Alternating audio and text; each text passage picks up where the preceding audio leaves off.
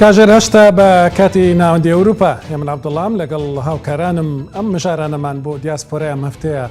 ئامادە کردووە. ئەم کۆتایی هەفتەیە لەو هەرێمەی ئەڵمانیا کە زۆرترین کورد دەژین هەڵبژاردنەکانی پەرلەمان بەڕێوە دەچن. 870 بربژێر هەن کە 338یان ژنن. لەو ژمارەیە 3 بربژێریان هەن کە دەڵێن کوردین. ئەم شەو سبەی و دووسبەی ڕووماڵێکی تایبەتی ڕووداو دەبینن.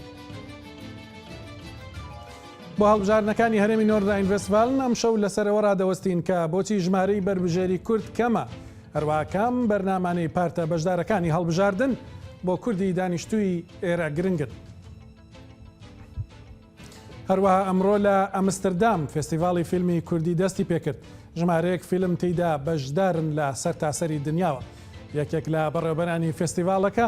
میوانی دیاسپۆرا دەبێت.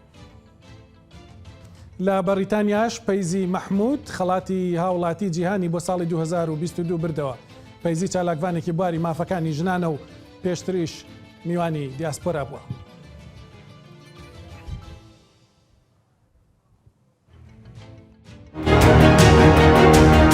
ئەم جارش لە ئەوروپاوە ڕووماڵی هەڵبژاردنێک دەکەین. هەڵبژاردنێک کە لۆکاڵیە کەچی کاریگەریەکەی لەسەر ئەڵمانیا و ئەوروپا و تەنانەت هەرێمی کوردستانیش هەیە.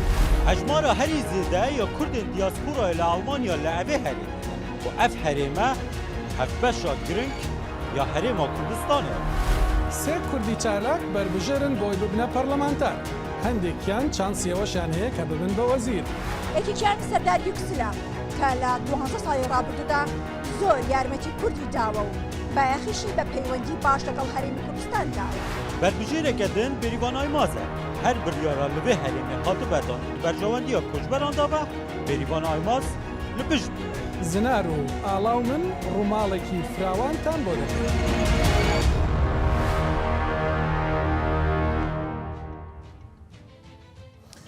بەڵێ سبەی دوایین ڕۆژی بانگەشەکانی هەڵبژاردنە لێرە لە هەرێمی نۆردراین ڤێستفالن لە پشت منەوە باڵەخانەی پەرلەمانی ئەم هەرێمە دیارە کێبڕکێ دەکرێت بۆی کە لەوێ بڕیار بدرێت لە ڕۆژی دووشەممەوە کێ لەم هەرێمە حکوومەت پێک دێنێ. هەرێمی نۆردراین ڤێستفالن لە ڕووی ژمارەی دانیشتوانەوە قەرەباڵغترین هەرێمی ئەڵمانیا، هەروە بۆ کوردیش تایبەتمەندی خۆی هەیە وەکو لە پرۆمۆکەشدا بینیتان گەورەترین دیاسپۆرای کوردی لە ئەوروپا لە وڵاتانی ئەوروپا لێرە لەم هەرێمە دەژین. پەیوەندی باش لە نێوان ئێرە و هەرێمی کوردستان هەیە بە تایبەتیش لەگەڵ پارێزگای دهۆک. سێ کەس هەن کە خۆیان بربژێر کردووە کە دەڵێن کوردین، بێگومان بربژێری دیکەش هەن بەڵام ناڵێن کوردین، زۆرتر خۆیان وەکو خەڵکی وڵاتانە دەناسێنن کە پێشتر بڵین لێرە بە فەرمی دانیان وەکو دەوڵەت دانیان پێدانراوە وەکو تورکیا و عێراق و بڵین سووریا و ئێران،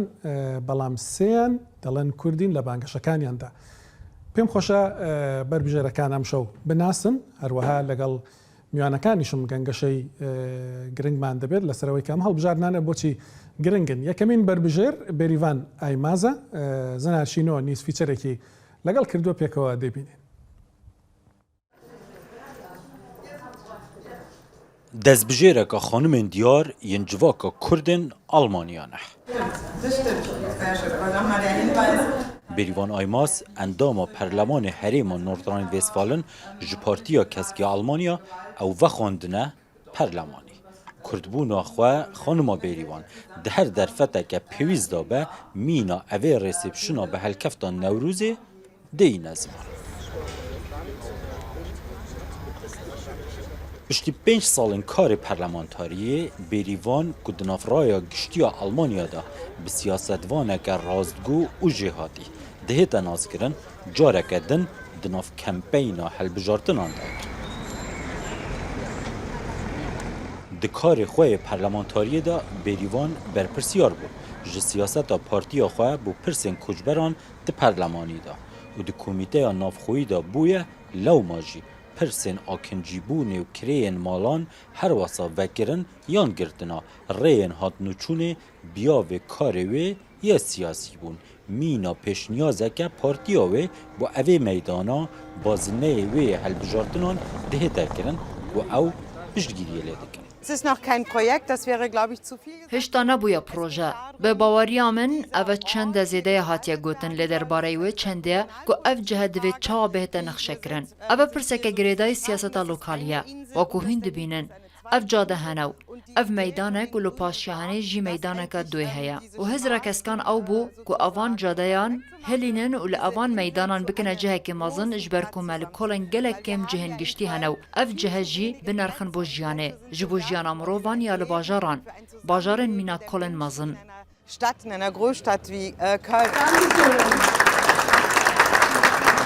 Partiya Kesk ya KRVV berbihelkêşane ye û aliyekê sereke ye di hevpeymaniya hikûmeta federalî ya Almanyada. Baweriyeke zêdetir bû bêrîvanê û serkirdeyatiya wê li evê herêmê durist kiriye ku çansê wan ji bo pêkanîna hikûmeta piştî 15 gulanê durist bûye. Bi baweriya min niha bi hebûna Wezîra Derve Annalena Baerbock û Wezîrê Aborî Robert Habeck Partiya Kesk amadeyiyeka bihêz heye. Wekû siyasetvanên di asa tevahiya Almanya de sererayî evê dema zehmet ya heyî tevahiya welat dîne pêş. û ez bînim baş e ku her duya stylekî siyaseta rastgoyî heye. Ku dibêjin şerekê ku Rûsya li Ukrayna diket bêguman wiha sanahî di bermera derbas nabêt û hest bi hinek ji derencamên wê bikin. Ukraine geführt wird, natürlich nicht an uns so vorbeigehen wird und dass wir auch gewisse Folgen von diesem Krieg zu spüren werden. Ji bêrîvanê dipirsin piştî ezmûna wê ya karê parlamentariyê û ev qeyran û alıngariyên korona, qeyrana aborî û enerjiyê û şerê Ukrayna dirist kirî. Çi hêviyek di dilê wê de heye, di siyasetê de ew bike. Ganz persönlich auch dieses Mal darum, erstmals den Wahlkreis direkt zu. Gelek şahsî ez evê carê bi giring dizanim ku bazneyê xwe hilbijartinan bi dengên rastexû qazanc bikem. Li gor pêşbîniyan bo cara yekê di dîrokê de ez wekû berbijêreke keskan li bazneya xwe li pêşiye me. û çansê wê çendê ku bazneyekê mezin yêjkal ku nava bajar û başûrê bajarê kevin pêk dihêt bi dengên rastexû qazanc bikem. û bi vê çendê em dê dîrokê nivîsin. Bo min wekû amajeyekî bihêz e ku jinek qazanc dike. Jineke li Almanya ji dayîk nebûye, lê ev dermala wê ye û jineke ku navê wê Bêrîvaniyê Kurdî ye.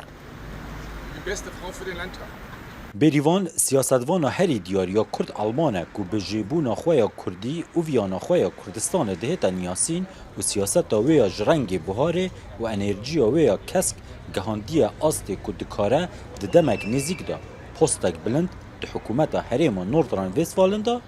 wergirît. Zinaşîn û Rûdaw, Almanya. بەڵێ بێریڤان ئایماز بوو بەربژێری سەوزەکان لە خولی ڕابردوودا پەرلەمانتار بوو گوتەبێژی فراکسیۆنەکەی خۆی بوو فراکسیۆنی سەوزەکان بۆ کاروباری کۆچبەران و کاروباری نێودەوڵەتی ئەم جارەش دیسان خۆی بەربژێر کردوتەوە کاک کامیل بازرگان میوانمە میدیاوانێکی ناسرااو لێرە لە ئەڵمانیا و شارەزای کاروباری کۆمەڵاتیش کاک کامیل زۆر بەخێر بی دەمە یەکەمین جار بە ڕاپرسەکان دەست پێ بکەین بێریڤان سەر بە پارتی سەوزەکانە بە پێ و دوایین ڕاپرسیانەی کە هەن چ شتێک هەیە کە بۆ تۆ زۆر سەرنج ڕاکێش بێ بە تایبەتی بۆ لەسەر سەوزەکان پێشێکی زۆر سپاس کاکێ من ڕێز و سڵاو بۆ بینەرانی تەلەڤیزیۆنی ڕووداویش ڕاستێکی زۆر گۆڕانکاری گەورە نییە لە نێوان پارتە گەورەکانە کاڵەن پارتە گەورەکان پارتی مەسیحەکانی ئەڵمانیا CDU لەگەڵ سۆسیال دیموکراتەکان ئەوان لە بینی 2017 و لەگەڵ ئەو ڕاپرسەیەکی ئێستا هەیە ئەمە ڕاپرسیە لەوانێ یەکشەمە بگۆڕێ لە بین 1-2% گۆڕانکاری هەیە کەم و زیاد ئەوەی سەرنج ڕاکێشێ کە پارتی لیبراڵەکان لە 50 دۆڕانوە لە دەنگەکان زۆریان دۆڕانە سەی 40-50 پارتی سەوزەکان زۆریان بردوتەوە ینی بە پێی ڕاپرسی بە پێی ڕاپرسەکان پارتی سەوزەکان چوونەتە سەدی 17 کە لە 2017 سەدی 6.4یان هێنا لیبراڵەکان 12.6یان هەبوو 2017 ئێستا چوونەتە سەی 6 هۆکاریم گۆڕانکاریە چیە؟ هۆکارەکان ئەوەی من بە پێی بۆچوونی خۆم FDP لیبراڵەکان لێرە وەزیری خوێندن و قوتابخانەیان هەیە کە خەڵکیشی زۆر دایک و باوکان و قوتابخانەکان لە سیاسەتیان لە کاتی کۆرۆنای ڕازی نەبوون چکم شتەکانیان زۆر بەدڵی ئەو کەسانە نەبوو کە تەلەبەیان هەیە کە مامۆستان شتەکان زۆر بڵێن زۆر جار ڕۆژی هەینی پیانەوترا ڕۆژی دووشەمە چی بکرێت بە پێی پێویست ئیش نەکرا لەگەڵ سەوزەکان ئەتوانم بڵێم لە تا 2017 بەرپرسەکانیان بەو شێوە ئەوان ینی وەزیری قوتابخانیان دانابوو کە ئەوانیش کاری باشیان نەکرد بۆیە زۆر دابەزین ئێستا سەوزەکان سیاسەتی شتیان هەیە کە زۆر بانگەشە بۆ ژینگاکەن کە لە ئێستایا زۆر پێویستە بە تایبەت وزە و ئەم شەڕی ئوکرایناشکە وای کردووە زۆر دەست بگیرێ بە وزەوە زۆر وزەی سەوز وزەی کە بڵێن خۆیان دروستیکەن و وزەی خاو کە پێویستیان بە نەوت و غازی وەکو ێسێ رووسیانە بێ بۆیە خەڵکەکە زیاتر بڵێن بەلای سەوزەکانە ئەچن کاتە لە بانگەشەکاندا ئەوەی کە زۆر باخی پێدەدرێ مەسلەی خوێندنە ئەوەی کە سەرنجم داوە هەموو پارتەکان زۆر باسی ماڵبات دەکەن خێزان دەبێت سنتەر بێ مافی بڵێن منداڵ چۆن بێ چ شتێک بۆ بەڕێزت زۆر سەرنجڕاکێشە لەمەدا لە نێو بەرنامەی پارتەکاندا وەڵای کاکێ من هەمووی ئەسە لەم کاتیا سەرنجڕاکێشە چون پتیۆ نەتەوێت ئێستا شت زۆر گران بووە خەڵک سەیری پارتەکانەکە چێ پرۆگرامی هەیە بۆی کە نرخی شتەکان بۆ شوێ بەرز نەبێتەوە وزە دڵنیا بێت مەسلەی قوتابخانەکان دڵنیا بێ مەسلەی کە ئەم شەڕە بەرەو چووە ڕوانی چەند خاڵێکن خاڵ و دوانی ڕۆڵی لە ماڵبژار بێگومان ڕۆڵی هەیە بێگومان چکم هەڵوێستی پارتەکان و ئایا تا چ ڕادەیەک هەوڵەدەن کە شەڕەکە بەو شێوەیە نەکەوێت لەسەر ئێرە لە ڕووی نرخەوە لە ڕووی وزەوە شتانەوە هەمووی کاریگەری خۆی هەیە و لەسەر دەنگەرەکانیش کاریگەری بە ڕۆژی یەکشەمە بە بێگومانی چ شتێک هەبوو کە لە هەڵبژارنەکانی پەرلەمانی فیدراڵی لە ئەڵمانیا زۆر باەخی هەبوو بەڵام ئێستا بۆم هەرێمە وا باەخی پێ نادرێت شتەکانیش ئەو کاتەش تقریبان ژینگە هەروزە بوو نرخەکان بوو ئەوانە هەمووی جێی بڵێن سەرنجی خەڵک بوو کە بەپێی ئەوە پارتەکان چیڵێن و پلانیان چێت دەنگێن ئەتوانم بڵێم ئەمانیش هەتا پارتی سەوزەکان و پارتی سۆسیال-دیموکراتەکانی زۆریان لە حکومەتی فیدرالی وەرگرتووە چکم ئەوان لەوێ هینیان هەیە بڵێن هاوپەیمانییان هەیە هاوپەیمانی بڵێن ترافیک ئەمپڵی پێڵێن کە زۆر شتەکان بۆیە ئەشیانەوێ ئەگەر سۆسیال-دیموکراتەکان و پارتی سەوزەکان سەرکەون و بتوانن میری هەرێم دروست بکەن پشت بە میری فیدرالی بەستن و زۆر سوودی لێ بێت ڕاستە جا هەرە و میری فیدرالیە هەڵوێستی سەوزەکان لە مەسلەی ناردنی چەک و لە مەسلەی داخستنی بنکە ئەتۆمیەکانوانە لە چەند هەفتەی ڕابردوودا گۆڕانکارێکی زۆر سەیری بەسەردات کە پێش هەڵبژارنەکان شتێکی دیکەیان دەگەڕاست ئەمە چۆن کاریگەری نەبوو لەسەر ئێرە لەسەر پارتی سەوزەکان کاکێ من خەڵکەکە واقعی بیرەکاتەوە چونمەزانن لە ئێستەیە ئەو بڕیارە پێویستە مەسلەی داخستنی شوێنە ئەتۆمیەکان کە وتیان لەوانەیە درێژەی پێبێن بەهۆی ئەوەی چونکە لێرە هەیە بەڵێ کێشەی و زەمان هەیە بەڵێ لێرە هەیە لە گرێڤم خۆش هەیە لە شوێنی تر هەیە وتی لەبەروی ئەکرێ کێشەی و زەمان ئەومە زۆر بێت کە لە ئێستایا پێویست بکات کە درێژ بکرێتەوە کە لەو کاتێک کە پلانێ بۆ داناوە شوێنە ئەتۆمیەکان دانەخرێ یعنی خەڵکەکەش لە پارتەکان دەگەن ئەمە سیاسەتە ئەبێ کارێ بکەن کە دەردێڵێن نەشیش بسووتی و نەکەباب لای خۆمانواڵن خەڵکەکەش بەو پێی کە چاوەڕوانەکرێ زەرمەند نەبن ئەو هەمووی کاریگەری هەیە لەسەر نرخ لەسەر گیرفانی خەڵک بە تایبەت و کەسانی کە دەرامەتیان کەمە زۆر کاریگەری بێ لەسەر ڕاستە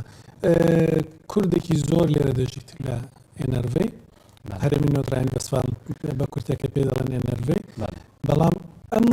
زۆری کوردە لە بربژێرەکان و لە حزوریان لە هەڵبژاری پەرلەمانیدا نابینین هۆیەکەی تبێت چی بێ هۆکان ئەمە لێکۆڵینەوە نییە هیچ لێکۆڵینەوەکەم لەبارەوە نەبینیەوە بەس ڕای شخصی خۆمە من چەند هۆکارێکە بینیم هۆکارێکیانەوەیە کە کورد چۆن لە کوردستان بەش بووە بە 4 وڵات بەسەر 4 وڵاتە لێرەش بەداخۆ بەش بووە یعنی ڕێکخراوێک و یانە و حیزبێکی گرتومان نییە کە دەنگی هەموو کوردان بێ من لە زۆر گەنج من لەگەڵ گەنجان زۆری ژەکەم کاکێ من لە زۆر گەنجم بیستووە کاچێتە هەنێ دانیشتنی پارت و ڕێکخراوەکان بە ئومێدی ئەوەی کە یارمەتی بن کە خۆی دروستکە کە بتوانێت بڵێن بەشداری سیاسەتی وڵاتە بکە بەڵام ئەڵێ سێرەکەن هەر باز لە حیزبەکەن باز لە لایەنەیەکەن ینی وەکو شتێک یەنە دەرەوە هانیان نایە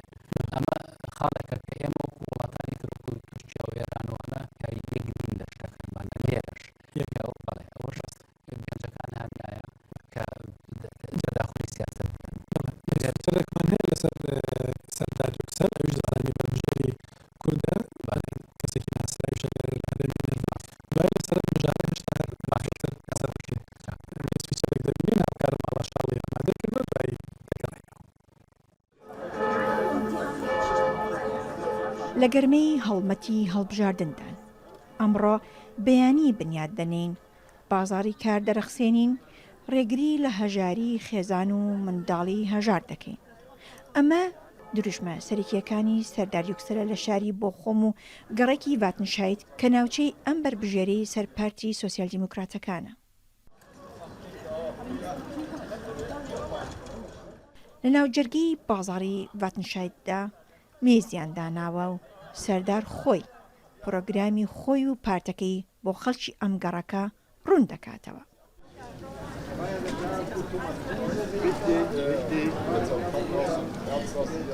سەردار یوکسل 12 ساڵە ئەندام پەرلەمانە و لەو کاتەوەی لە پەرلەمانی هەرمی نۆردڕاین ڤێستفالە هەوڵی داوە ئەو بەڵێنانی دایەتی بە دەنگدەرانی ئەم ناوچەی جێبەجێ بکات. جگە لەوەش لە 2015ەوە پردی هاوکاری لە نێوان هەرمی نۆردڕاین ڤێستفالن و هەرمی کوردستان دروست کردو لەگەڵ چەندین ڕێکخراوی ئەم هەرێمە هاوکاری پێشکەشی هەرێمی کوردستان کردووە و ئێستاش دەوێت ئەگەر جارێک دیکە ببێتەوە ئەندام پەرلەمان و بچێت ناو پەرلەمان هەرمی نۆردڕاین ڤێستفالن گروپێکی دۆستایەتی کورد لە نێو پەرلەمان ئەم هەرێمە دروست بکات. سەردار کە بەڕەچەڵک خەڵکی باکووری کوردستانە ساڵی 1970 لە شاری ئێسنی ئەڵمانیا لە دایک بووە زانستی تەندروستی تەواو کردووە. لە ساڵی 1970 بۆچە ئەندامی پارتی سۆسیال دیموکراتەکان لە ساڵی 2010 بووە ئەندامی پەرلەمانی هەرێمی نۆردڕاین ڤێستفالن. یەکێک لە خاڵە گرنگەکان ئەوەیە کە لە وڵاتێکی دەوڵەمەندی وەکو ئەڵمانیا بە تایبەتیش لە هەرێمی نۆردراین ڤێستفالن بوونی منداڵی هەژار و کەم دەرامەت قبول بکەین. منداڵان دەبێت هەموو وەکو یەک چانس و مافیان هەبێت و یەکسان بن. گرنگ نییە لە خێزانێکی کەم دەرامەتن یاخود لە خێزانێکی دەوڵەمەند. تاوەکو ئێستا ناداتپەروەری هەیە لە بواری خوێندندا. هەڵبژاردننی پەرلەمانی ئەم هەرێمە 18 ملیۆن کەسیە کە نزیکەی 13 ملیۆنیان مافی دەنگدانیان هەیە لە کاتێکدایە کە بەهۆی شەڕی رووسیا ئۆکراینە گرانی و ترس دروست بووە. ئێمە ئێستا لە قۆناغێکدان کە گۆڕانکاری گەورە ڕوودەدا. ئێستا شەڕە هەروەها بەردەوامی ڕووبەڕووی کێشەی نایەکسانیش دەبینەوە کە بەڕاستی نیگەرانی کردووی. بۆیە گرنگ ئەوەیە دەوڵەتی سۆشیال بپارێزین بۆ ئەوەی دیموکراسی و ئاشتی لەدەست نەدەین. ئەمەش تەنیا لە ڕێگەی پارتی سۆشیال دیموکراتەوە بەدەست دەهێنرێت. لای زۆربەی ئەو کەسانی بەم بازاڕەدا تێدەپەڕن سەردار ناسراوە و بە کەسە مشرخۆرەکەی ئەم ناوچەیە ناو دەبرێت. وابزانم بە شیری دایکمەوە پارتی سۆسیال دیموکراتەکانم هەڵمژیوە. باو باپیرانم سۆسیال دیموکرات بوون. هەندێک جار زۆر لە خۆم دەکەم ڕخنەیان لێ بگرم، بەڵام چی بکەم ناتوانم دەنگ بە پارتی دیکە بدەم. سەردار زۆر شتی کردووە بۆ ئەم گەڕەکە، بەڵام داوای لێ دەکەم سۆسیال دیموکراتەکان بەێستر و پتەوتر بکات لە پەرلەمان و ئەم هەرێمە. Die SPD weiter voranbringt, sie standfester macht im Landtag.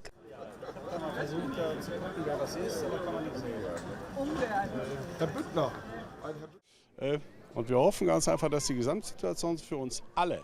داوا دەکەم دۆخەکە بۆ هەمووان باشتر بکرێت. بۆ نمونە موچەی خانەنشین نابێت کەسێک 40 ساڵ کاری کردبێت 800 یۆرۆ موچەی خانەنشینی بێت. خەڵک هەیە بێرە دادەڕۆن هیچ کاریان نەکردووە. موچەیان زیاد لە 1000 یۆرۆیە. ئەمە نابێت ڕێگەی پێ بدرێت. داوا دەکەم سۆسیال دیموکراتەکان بە خۆیان دابستنەوە. ساڵانێکە بوو هەموو کرێکارەکان دەنگیان بە سۆسیال دیموکراتەکان دەدا. ئێستا زۆربەیان پشتیان تێکردووە دەنگ بە AFD دەدەن. بۆچی؟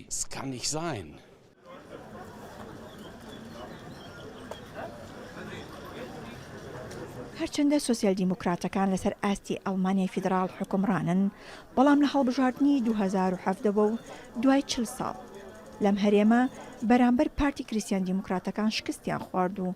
ئێستا هەموو هەوڵیان ئەوەیە جارێکی دیکە حکومڕانی هەرێمی نۆردڕاین ڤێستفالن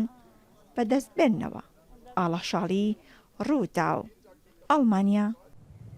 بەڵێ سەردار یۆکسەل بوو لە نیوزفیچەرێکی ئاڵا شاڵیدا بەربژێری سۆسیال دیموکراتەکان دوو خولی ڕابردووش پەرلەمانتار بووە ڕۆڵی دیاری هەبووە لە نێو ئۆپۆزیسیۆندا لێرە لە هەرێمی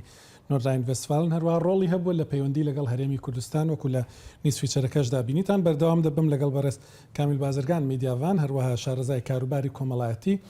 باسی ئەوەمان دەکرد کە بۆچی سەرراوی کە زۆرتر لە 800 بربژێر هەیە لێرە ئێمە دەڵێن کوردێکی زۆر لێرە دەژی لە نۆردراین ڤێستفال کەچی بربژێر کەمن کە کورد بن بەڵێ کاکێ من هۆکاری یەکەم بەڕێی خۆم وت کە ئەوەیە کە بڵێن خۆمان یەکنی نوهانی گەنجەکان داین بە تایبەتی ئەوانەی مەلی سیاسەتیانێ بەڕای من لایەنیشترەوەیە کە حیزبە گەورەکانی ئێرە وەکو سەوزەکان و سۆسیال دیموکرات و کریستەکان و لیبراڵەکانیش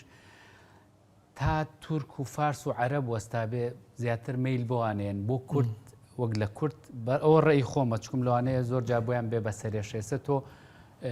ئەگەر دەکەس لە پڕ لە ناو سەوزەکانە یا سوسیال دیموکراتەکانە کوردی تیا بێت لەوانەیە مۆریان لێبیرێکە مە هەر بۆ کوردیژەکەن لەبەرەوە تۆزێ بە حەزەرنەوەن لۆبی کورد تۆزێکەمە بەڕێی منەوەش کاریگەرێکە کە حیزبەکان میل نایەن بە کورد بەو شێوەی کە پێویستە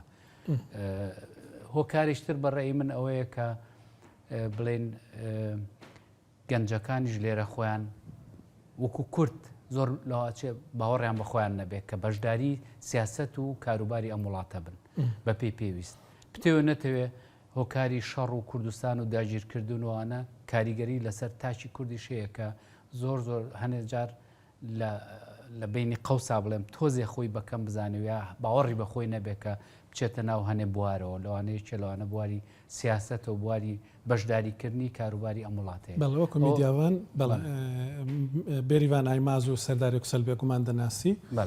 ئەدای ئەوانت لە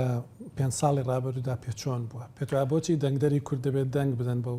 وڵایی پێم باش بۆ چکم ئەوان ڕاستەکەی سەلمانیوانە کە کار بۆ خەڵکی ئەم هەرێمە و بۆ ئەڵمانیاکەن ئەوە نەبوون کە وەکو بڵێن تەنیا بۆ کورد کار بکەن یا بۆ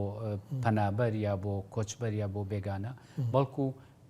بابەتانە شتەکانیان ئیشەکانیان کردو کاری زۆر ڕێکپێکیان کردو و زۆر چالاکیش بوون ڕاستەکەی لە ئیشکارەکانیانە من ینی ئاگام لێیانە لە نزیکەوە چالەکی چاچیانەوەوە لەبەرەوە نمونەیەکی باشن ینی پێویستە دەنگبیرێ بە خەڵکیەوە پێویستە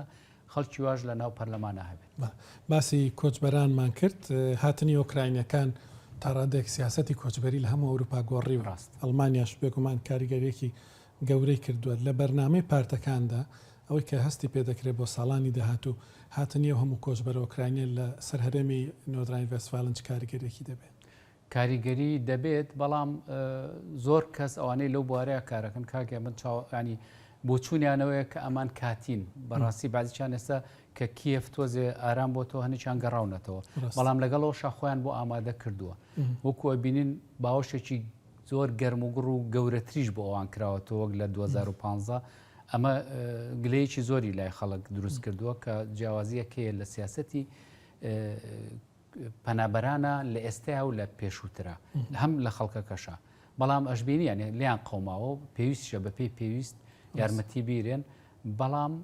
لەو باوەڕێیان کە ئەمان کێشەکەیان بەو شێوەیە نیە چکم زۆر کەس گرتوونێتە خۆی لە هایمەکانانین لە کەمپەکانانین یعنی بارودۆخێکی جیاوازترە بەڵام بتێ و نەتەوێ ئەکەوێت لەسەر مەسەلەی خانوو کە خۆی مشکلە هەبوو لێرە کێشە دروست دەبێت کاریگەری بۆ کۆچبەری کورد دەبێت لێرە بەڵێ بۆ هەموو کۆچبەران و بۆ هەتا بۆ ئەڵمانیش دەبێت بۆ ئیشکردن بۆ قوتابخانەکان جێگەیان ئەوە نییە بۆ زۆر شوێنانی بتێوە نەتوێت لە پڕ چەند سە هەزارێک کەس بێت دەبێت جیام بکەیتەوە بێ شوێنی کاریان بۆ بەدەستبێنیە بێ قوتابخانە بۆ مناڵەکانیان دابین بکەی کورسی زمانیان بۆ بکەی ینی لە هەموو لایەکۆ بتێوە نەتوێت کاریگەریە بێ شت گرانترە بێ هەم بەهۆی شەڕەوە هەم بەهۆی ئەوەی کە خەڵک زیاتر بێ لێرە ئەوانە هەمووی کاریگەری هەیە کوردی ئەنەرڤەی دەبێ بڕۆن دەنگ بدەن وانە پێویستە دەنگ بدەن پێویستە بەڕێ من پێویستە دەزانم ناڵێ کام پارت چونکە هین نابێت بەڵام پێت وایە لەسەر چه بنەمایەک دەنگ بدەن وڵای لەسەر بنەمایەکیەوەی کە کامیان کار بۆ دیموکراتی مرۆڤایەتی بۆ ژینگاکەن لەسەرەوە دەنگ بن من خۆم لەگەڵیان بە هیچ جۆرێ دەنگ بە ئایFD نەیرێ ئەو پارتی ڕاستڕەوەکان کە پارتێکی زۆر زۆر خراپن یەک تێبینی منیش لەسەر ئایFD لەو باوەڕێم لەم هەڵبژارنەیە دەنگێکی زۆر نایەنێت چکم بانگەشەی ئەوەی کە ئەوان ئەساسیان لەسەر دروست کردو دوسێ شتێکیان مەسلەی پەنابەر یەکیان یەکێتی ئەوروپا کە هەردووچی لە ئێستەیە زۆر احتیمامی پێ یەکێتی ئەوروپا زۆر تونگ بووە بەڵێ یەکێتی ئەوروپا دەستەیەکیان گرتووە لە بەرەم شەڕی ئوکراینە لەبەرەوە بۆ خاڵ بەدەست نایانن مەسلەی پەنابەر خەڵک سێرەکە پەنابەری ئوکراینیا تۆ باشی بۆکردنەوە لەوە هیچ بەدەستنایەن ینی لە زۆر شتە مەسلەی کۆرۆنا ئەوەی کە پێکوتە کە ویستیان بیکەن بە ئیجباری ئەوەش نەکرا هەتا ماسکەش لابرانی ئایFD لەو باڕیان زەرمەندی یەکەم بێ لە مەڵ تۆ بڵێ کورد دەنگیان بداتێ ئەکرێت بۆ دەکرێت بەڵێ کوردیش نەژات پەرست و ڕازڕەی تیاگاگەست باشە زۆر سپاست دەکەم کە کامیل بازرگان میدیاوان ساڵانی زۆرە لێرە دەژیت شایانە زۆر سپاس بۆ بانگێشتەکەتان و سەرکەوتوو زۆر سپاست دەکەم ناوبڕێک وەردەگرم دوایی بربژێرێکی دیکە دەناسن هەروەها میوانێکی بەڕێزی دیکە لێرە لە ستودیۆ میوان دەبێت بە تایبەتی باسی ئێزیدیەکان دەکەین لێرە ژمارەیان زۆرە لەسەر تاسەری ئەڵمانیا بەڵام لێرەش بە تایبەتی دەمانەوێت بزانین ئەوان چۆن سەریم هەڵبژارنە دەکەن و چ کاریگەرێکی لەسەریان دەبێت.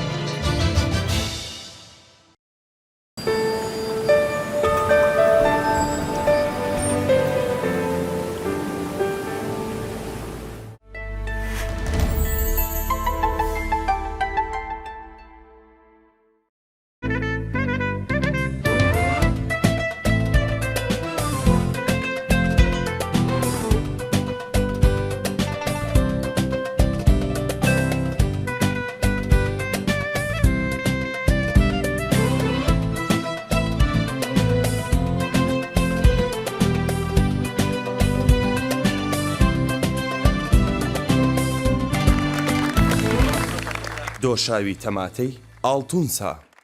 ئێمەی خانمان بە ئاسانی لەگەڵ ئاهەنگی ژیان خۆمان ناگونجێنین بەڵام لە هەندێک بارودۆختە متمانە هەموو شتێکە لە کۆتاییدا سانتێکەم دۆزیەوە کە دەتوانین متمانەی پێ بکەین چینە نەرمەکەی ڕووسەرەوە کە بە تەکنۆلۆژیای کۆنپیلێدی پێشخراوە بە درێژەی ڕۆژە سوودەی دەدات کۆنپیلێدی بە داهێنانی چینێکی مژەنەری تایبەت شلاقەتیز دەکات و ڕێگری لە بۆنەکان دەکات کۆنپیلێدی بە باڵەشلەکانی لەگەڵشتان بەتەواتی هەماهنگ دەبێت کۆنفیلەیدی چونکە متمانە گرینگە.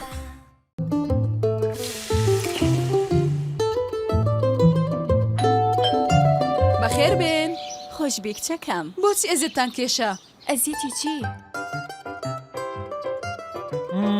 دایکەوە دیسان چی دروست کردووە؟ بەڕاستی زۆر بەتامم دروست کرد بەڵام دایکە ئەوەی تۆ هێشتا گەرمە منیش گەڵامێوم پێچاو بوویەوە.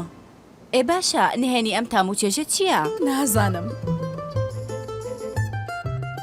با ئێمە بڵێ زەیتی زەیتونی زێڕ گەورەترین نهێنی تام و چێژ.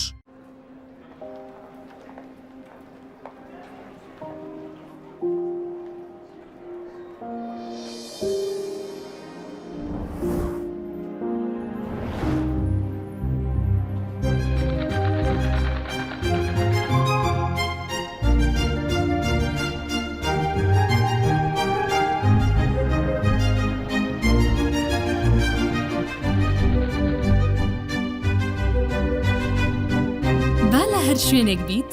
ماڵەکەت ئەو شوێنەیە کە دڵت تێیدا خۆشە بولڤارد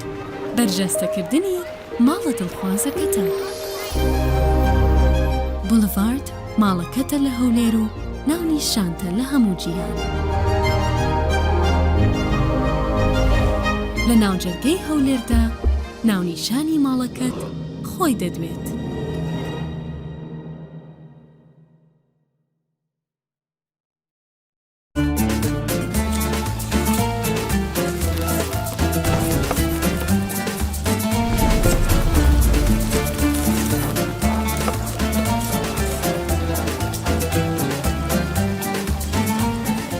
سەقینەی گۆشت لای ئێمەیە.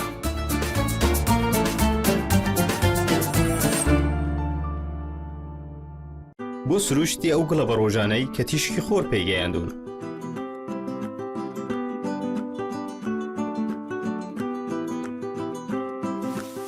بۆ هەستکردن بە چێژی بێ هاوتای ڕوونی گوڵە بە ڕۆژە. بۆ سووکی خواردنەکانتان.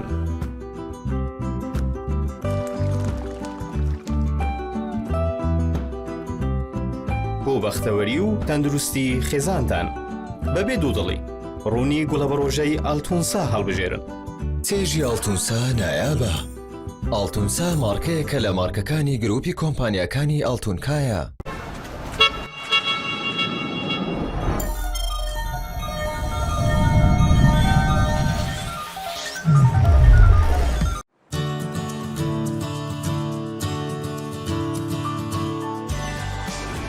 ژیان لە سروشت ڕۆژانە نوێ دەبێتەوە.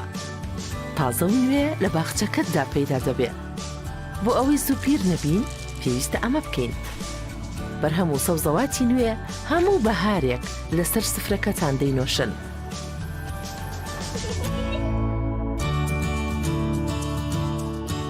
شۆربای ئاڵتونسا دیارەیەک لە سروشتەوە.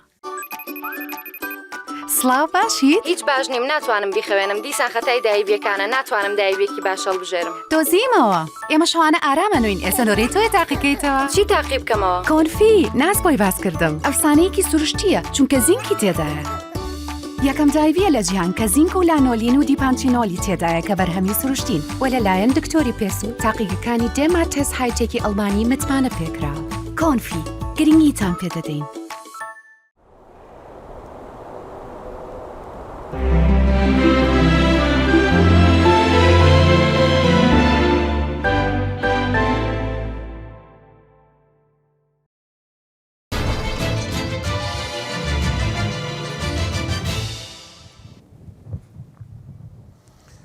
لە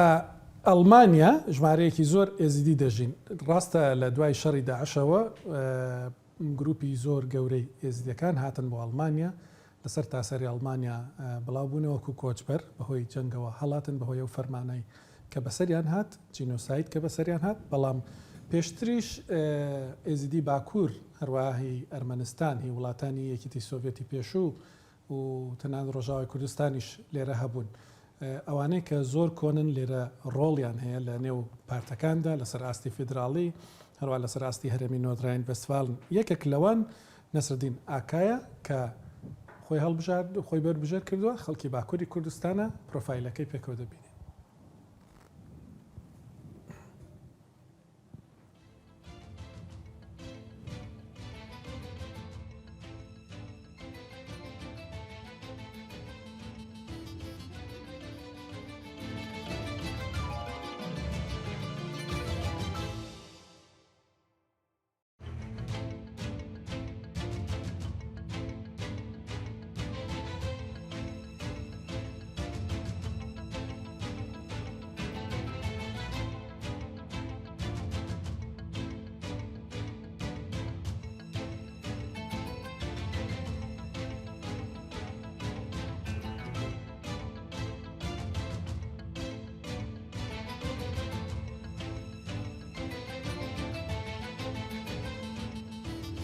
بەڵێ ئێوەرەس پیر دڵشاد سمۆ لەگەڵما پارێزەر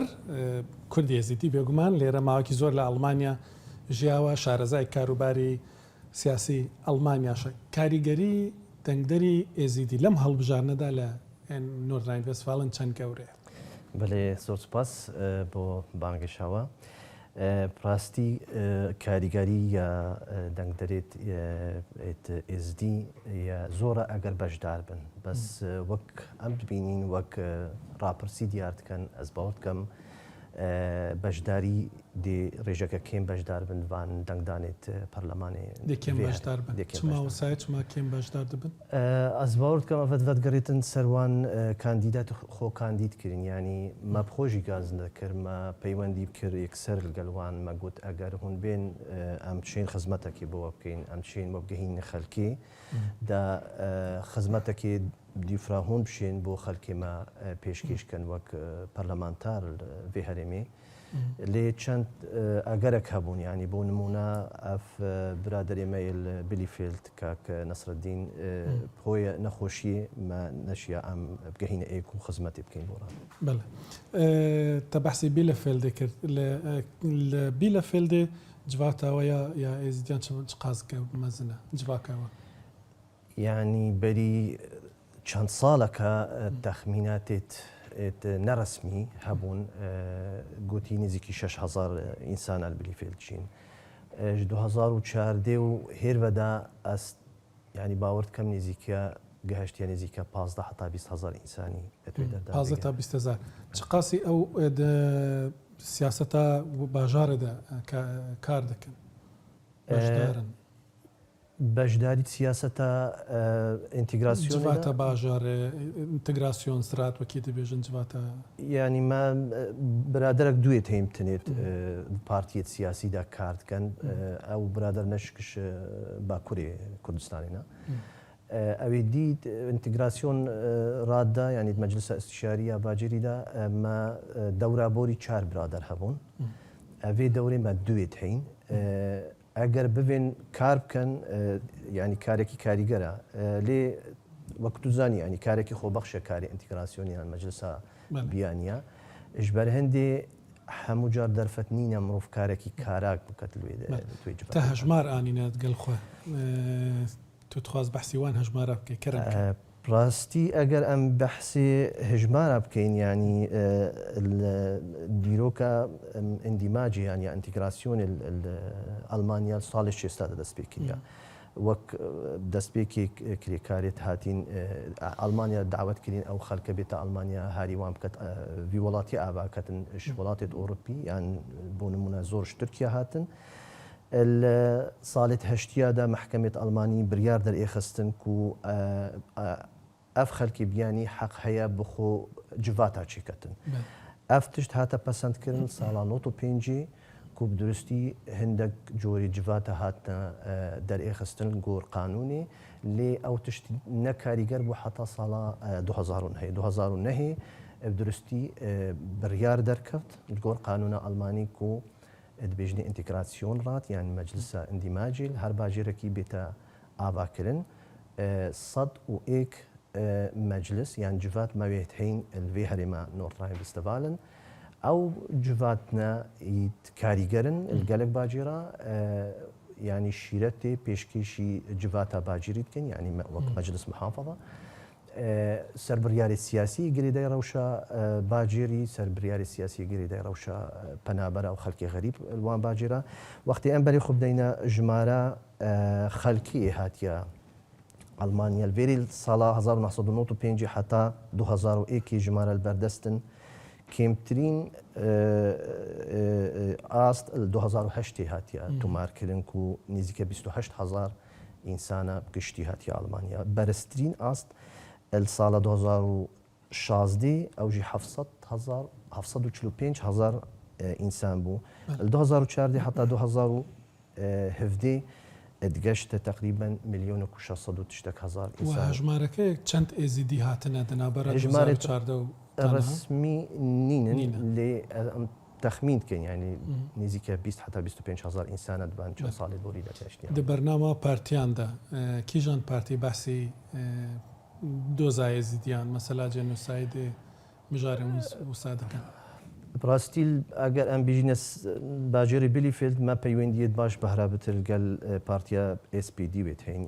ئەو برادری مەش کاندی دەتوێ پارتیدا گەلک دەرفەت چێبووینەک و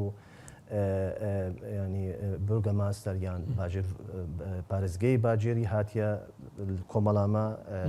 وتار پێشکێشکرینە گوهی خۆدایە خەلکیە و مە سۆزدایە ویش ئەم ویشکلی پشتەوانی کەسێکژی دەبێژن ئەوێکو ئەس دەزانم کەسێکژی دەبێژن ئەو خانمن ئێزیدیک و لە کوردستانن ئەم دخوازینوان بینن NRV وەژی ئەو مژار بیستیە و سۆزا کەسکان ینی ئەف تشتی ئەف پارتیە دوێت بێژن ئەگەر بۆ ئارمانجەکە دەنگدانی بتن ئەو تشتێکی دیە گەلک پارتی و سازی و ئەلمانیا هەینە ینی دوێن هاوکاریە خەلکی مە بکەن لە کوردستانی ئەم سوپاسیاوان بکەین پەرحال ئەگەر ئەف تشتە بێتەکردن لێ تشتی ڕسمیش بە نەهاتیە داخواست ڕاست باشە گەلە گەلک سپاس بەڕێز پیردڵشاد سمۆ پارێزەر کوردی چالاک لە ئەلمانیا گەلێکی بخێراتی دەمەوێ سەرنجستان بۆ ڕای دەنگدەری کورد لێرە لە ئەلمانیا ڕابکێشم کە باسیەوە دەکەن پێوەریان بۆ دەنگدان چییە دەیانەوێت لەسەر چه بنەمایەک بربژێرەکانیان هەڵبژێرن.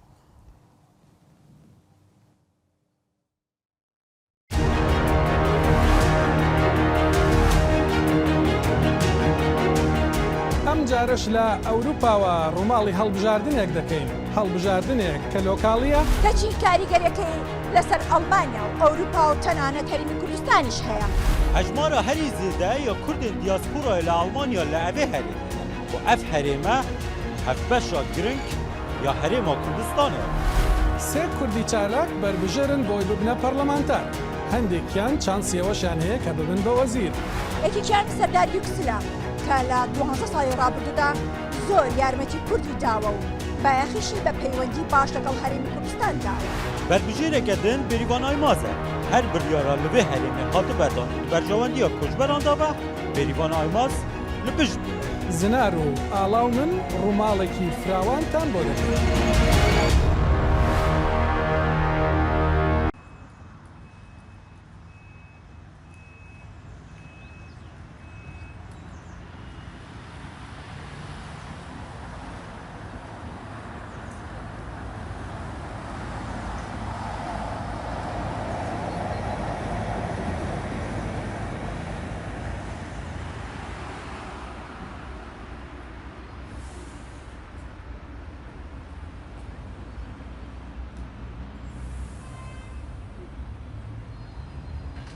کاندیدێتê Kurd yan jî parlamentorê Kurd naskim Serdar Yüksel ji ber vê jî ez dixwazim dengê xwe bidê me. Zê dengê xwe bidim partiya wî jî ji ber got partiya SPD jî ez bînim pir baş e ji bo bajarê bo xwim ji bo xelkên koçber jî ji bo ji ber ku partiyek sosyal e jî û demokrat e jî. Navî Serdar e ew jî ji petaya SPD'ye ez vî naskim xweşgayî. Ew jî gelek şêbaş servîs yanî gelekî alîkariya Kurda dike, alîkariya xortên nokme dike, wek bêje navê me Kurda yanî gelekî başiyê derdixe tiştê baş dim servîsî birastî. Bo Serdar Yüksel ez dikarim dengê xwe bidmê de bînim karî wî karekî gelekî yanî ew kesek parlamentoye dibêjî got ez Kurdim û ji bo Kurda ez dixwazim tişkî gelek giring pêşkêş bêxim ji berî demekî em zimînareka wî hazir bîn ji bo Kurda tiştê gelekî giring xweş gotin çikû gelek parlamentoyê hene Kurdin lê mixabin nabijin got em Kurdin bez wî got ez Kurdim. Tiştekî gelekî giring e yani em gelekî xweşin û serbilindin jî got namzedekî Kurd derdikevir li dibi namzetê ew ê parlamenterê Almanya yan eyaletê kî bêrîvan yek ji wan a bêrîvan evaya çend salê wê nav siyasetê dî bi xweberê jî di parlament endamê parlamenti û ji bo me serbilindayî û ez hêvî dikim hemû Kurd jî dengê xwe bidin bêrîvan.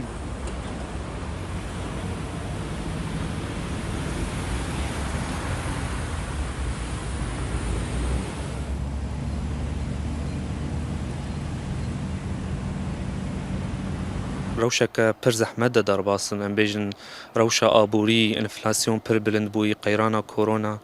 ji ber vê yekê jî ez bînim pir giring e ku partî tiştek ji bo millet bike ji bo Kurdan jî bike. Di spêkê ez dixwazim naskim ev kesê henî bi Kurdarê ye yan jî sibê mesela alîkariya Kurda bikim wê sibê tişkî ji me re bike anaka em ji mir gekî muhim e sibê gizareke yok min xatir yanî ew xweşbînek vay ez Kurdim vay zimanê min Kurdî ye divê ez ji bîr nekim ez kîmim ji bo lûz naskim vê ev kesê hanê karî bi sibe alî karî me bike alî kariya me neke. Ez wek gencekî lê bimezînim ka proja wa ji bo vî milletî çi ev kesayetî gulvêdê amade ne. Paşî em ê mezîn ka wê ji bo penabera çi pêşkêş bê. Em min henan li hezba sewzegan Almanyê ne me برنامه ایمی برنامه حقوق بشریان برنامه محیط زیستیان برنامه دموکراتیان برنامه اینانه که این حزب چندین سال چهنان و فرا خوشحالن که در رابطه با کردستانی ما قسم کردم. گورا من یعنی کریتر دوی هبن جبو ما کردا اف پارتینا چه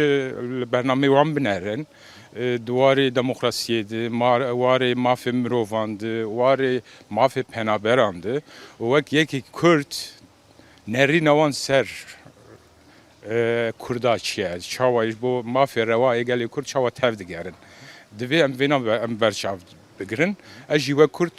وان کریترا برچاو دگرن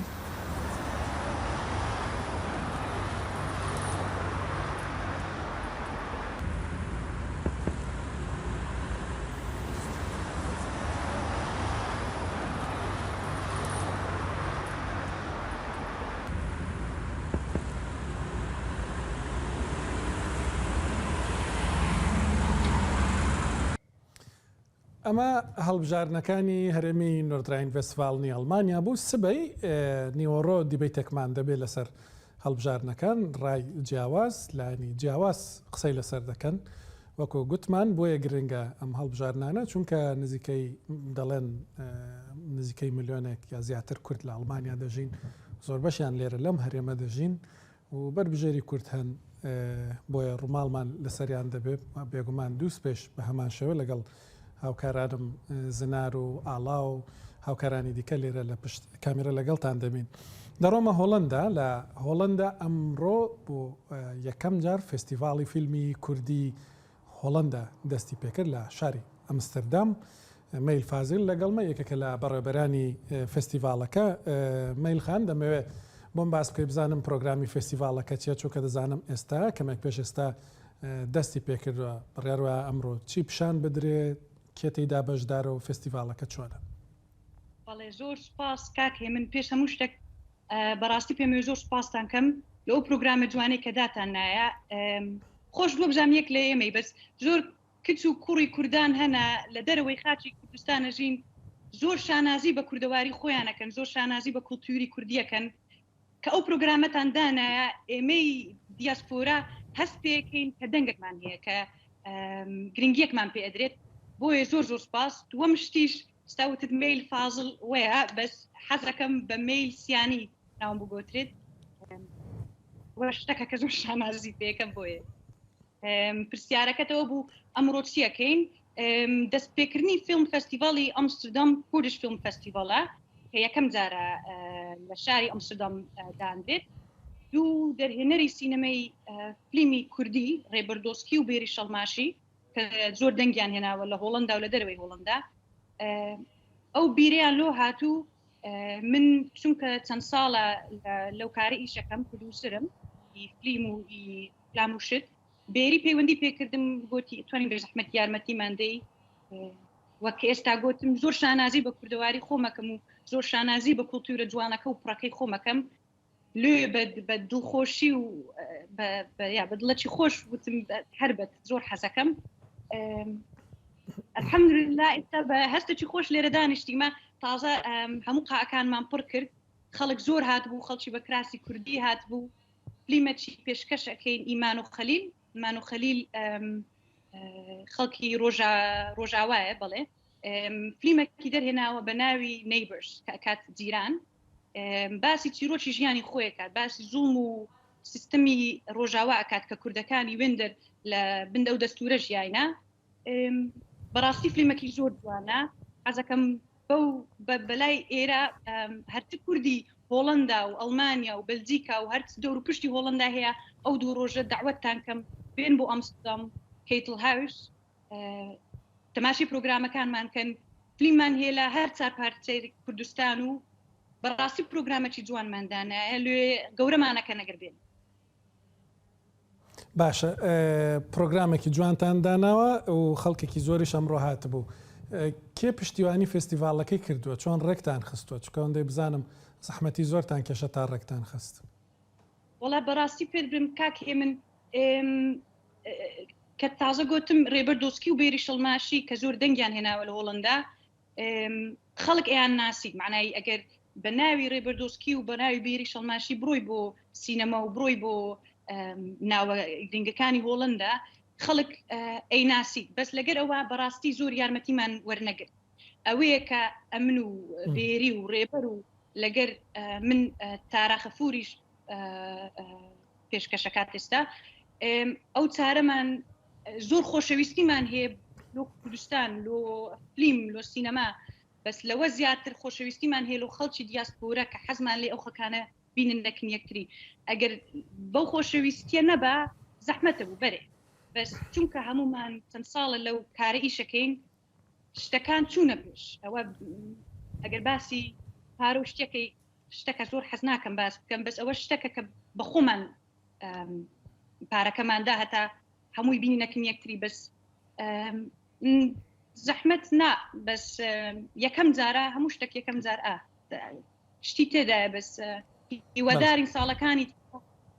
بە زۆر گەورەیتری پێشکەشکەینەوە هیوادارین ساڵی کە بکەینە فیلم فەستیڤالێکی هەفتەک و لە هەموو ئەمستردام بکەین ئێستا یەک قایەمان گرتە هیواداری سەرکەوتوو بین جا مەیلە سیانی بۆی ناوەکەت وەکو خۆی بڵم دەزانن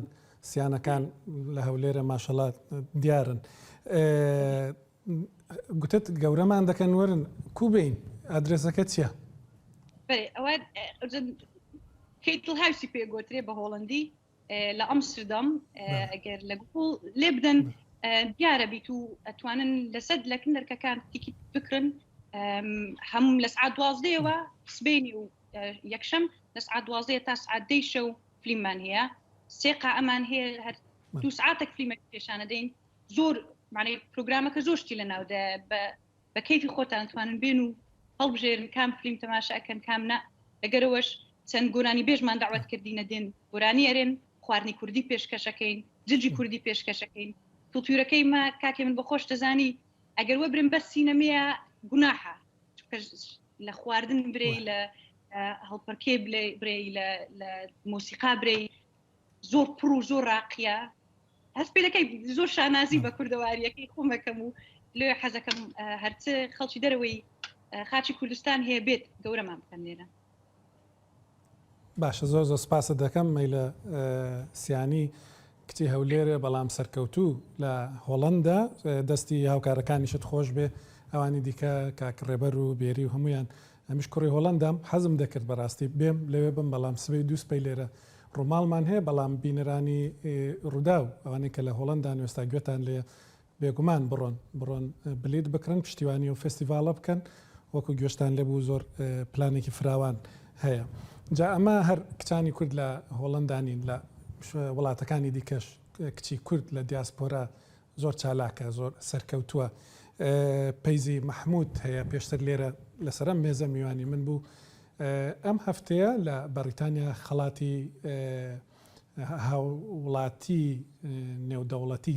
ساڵی 2022 وەرگرتووە پەیزی کاری زۆری کرد لە ماوەی ڕابردوودا لە بڵێن پەرلەمانی بەریتانیا یاسا دەرچوو بۆی کە ڕێگە لە زوو یان بە زۆر بەشودانی کچان بگیرێت کە لە بەریتانیاش ئەمە ڕووی دەدا ئەمەش دیسان وەکو گوتم سەرکەوتنێکی دیکە بۆ کچانی کورد لە دیاسپۆرا و بۆ کورد بە گشتیش زۆر سپاستا دەکەم کە تارە لەگەڵمان بوون سبەینێ نیوەڕۆ لە خزمەتاندا دەبینەوە بۆ وەکو گوتم دیبێتی هەڵبژاردنەکانی ئێرە دووسپەی دیسان ڕۆماڵمان هەیە و هەفتەی داهاتوو بۆ دیاسپۆرا دیسان لەگەڵتان دەبین تا دیدارێکی دیکە و تا بەرنامەیەکی دیکە بێ بەڵابن.